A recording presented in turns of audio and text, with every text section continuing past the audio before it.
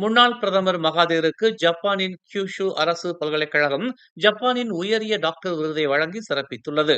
ஒற்றுமை, கல்விசார் அறிவு, கலாச்சாரத்தின் அடிப்படை கொள்கைகளை கட்டிக்காக்கும் உலகின் மகத்தான தலைவராக மகாதீரை அங்கீகரிக்கும் வகையில் இந்த விருது வழங்கப்படுவதாக கியூஷு பல்கலைக்கழகத்தின் தலைவர், முனைவர் பேராசிரியர் டாக்டர் தட்சுரோ இஷிபாஷி தெரிவித்துள்ளார்.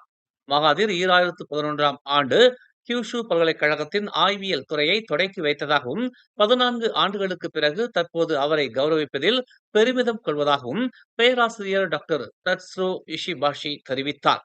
உலக நாடுகளின் அடுத்த கட்ட தலைவர்கள் பல்கலைக்கழகங்களிலிருந்து வர வேண்டும் என்றும், ஜப்பானின் கியூஷு பல்கலைக்கழகத்தில் ஆய்வியல் பட்டப்படிப்பை மேற்கொள்ளும் மலேசியர்கள் கல்விக்கு பின்னர் மீண்டும் மலேசியாவின் வளர்ச்சிக்காக உழைக்க வேண்டும் என்றும், குறிப்பாக அதிகமான மலாய்க்காரர்கள் வெளிநாடுகளுக்கு குடிபெயர்வதை தவிர்க்க வேண்டும் என்றும் கியூஷு பல்கலைக்கழக மாணவர்கள் உடனான சந்திப்பின் போது மகாதீர் வலியுறுத்தினார். மேலும் செய்திகளை தெரிந்து கொள்ள தமிழ் மலர் நாளிதழை பாருங்கள்.